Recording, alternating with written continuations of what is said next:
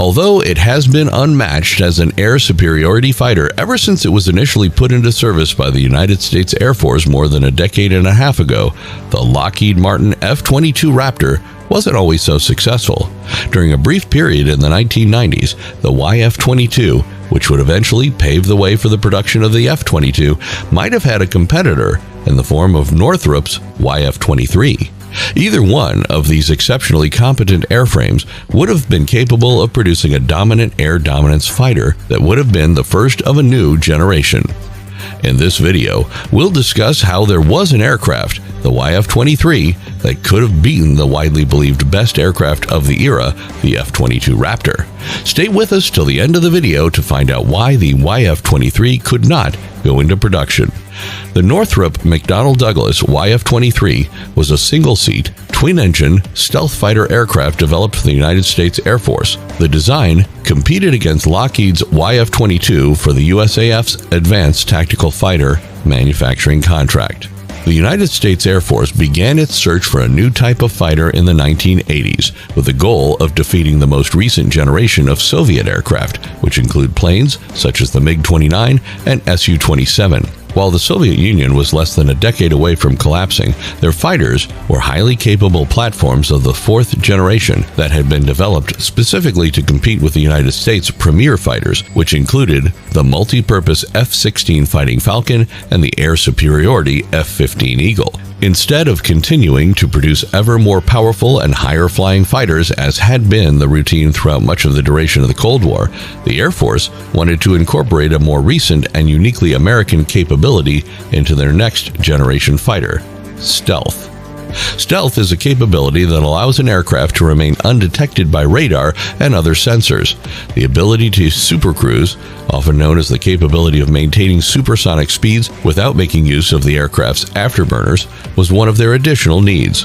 Supercruising would mean that this new aircraft would be able to engage with enemy jets at a high rate of speed without having to sacrifice much in the way of fuel. This would ensure that the new fighter would have plenty of fight left in it after a long haul to the battle space. The United States Air Force intended to make an order for 750 of the winning fighter to replace the F-15 Eagle as the country's primary defense against incoming bombers and fighters from the Soviet Union. At the end of the year 1986, two groups were selected to develop their designs for the fighters of the next generation. Northrop teamed up with McDonnell Douglas, and Lockheed, Boeing, and General Dynamics assembled their competition.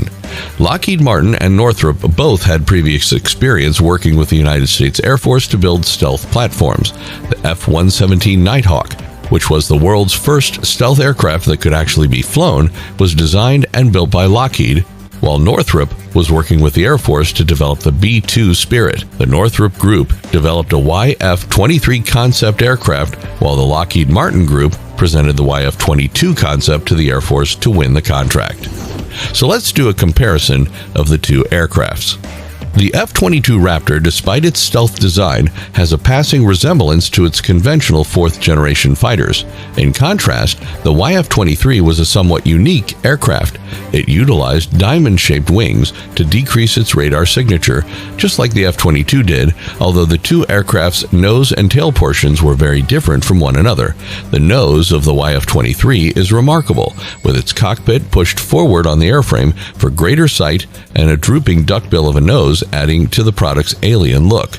Both of these design elements contribute to the YF-23's overall appearance. Despite the fact that the platform did not have the thrust vectoring capabilities of the F-22, the fighter had amazing mobility because of a V-tail that could move in any direction. Defense analysts have asserted that the YF-23 was capable of speeds more than Mach 2, despite the fact that the aircraft's top speed has been kept secret to this day. However, the operational F-22 that is in use today can reach a top speed of Mach 2.25 and has the capability to supercruise at the speed of Mach 1.82. The thrust vectoring YF-22 was considered more maneuverable than the YF-23, despite the fact that the YF-23 proved to be more stealthy than its competition. Increased maneuverability is made possible by thrust vector control, which gives the pilot the ability to direct the outlet of the jet's thrust. This makes it possible for the aircraft to continue traveling in one direction even as the pilot points the nose in another. Because Northrop wanted their YF-23 to have a lower radar profile and be a lighter overall platform, they decided against including thrust vector control in the aircraft. Instead, they made use of the massive surfaces of the YF-23's distinctive V-tail to help the fighter turn on a dime. The truth of the matter is that despite the fact that it did not have thrust vector control, it managed to achieve performance that was virtually on par with that of the F-22. The YF-23's fuel range was the most remarkable and obvious area in which it held a significant edge over its competitors. The U.S. Navy had plans early on in the development stage of these aircraft to adopt the Winner as a replacement for their own outdated fourth-generation intercept fighter, the F-14 Tomcat. These plans were scrapped early on. The combat radius of the YF-23 was noticeably larger than that of the F-22's, which, when combined with the F-23's slightly improved stealth profile, meant that the YF-23 could fly longer into contested territory where refueling isn't an option than its opponent from Lockheed. So which aircraft did the Air Force choose? Well, it was abundantly evident that both Northrop's YF-23 and Lockheed's YF-22 were exceptionally capable fighters. Although the YF-22 had a modest advantage in handling and utilized more cutting-edge avionics, the YF-23 from Northrop had a longer range and better stealth than its rival. In the end, Lockheed was victorious in the war of perception because they demonstrated its fighters' capabilities in a more engaging manner. Test pilots from Lockheed demonstrated the plane's capacity to use a steep angle of attack, launched missiles, and carried out maneuvers that subjected the airframe to more than 9 Gs of force. Despite the fact that the YF-23 was capable of doing the identical maneuvers, Northrop chose not to show it during the presentation. Rather than focusing just on the capabilities of the platform, many people believe that it was the YF-22's salesmanship that helped it stand out in the minds of government leaders in the defense sector. Both choices would have led to the development of a game-changing platform that would have been the first of the fifth generation.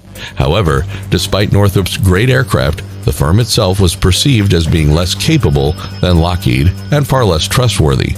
In the 4 years leading up to the competition, Northrop had been subjected to persistent scrutiny and even severe claims against their whole product line.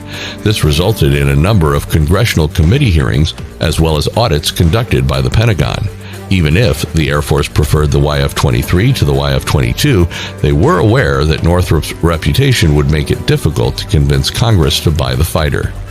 Others have brought out the fact that at the time, Lockheed was not involved in the production of any fighter airframes, whereas Northrop was working on the FA-18 Hornet. If Lockheed were awarded the contract, it would help to ensure that both of the companies continued to develop aircraft and were in a strong position to bid for more contracts in the future. So the conclusion is that if Northrop had done a better presentation of their aircraft and political reasons had not played a part, the YF-23 would have beaten the F-22. Do you think the YF-23 could have been a better choice for the Air Force if they had chosen it over the F-22? If you like this video, make sure to smash that like button and subscribe to our channel for everyday military updates. Don't forget to leave a comment in the section below. Thanks for watching.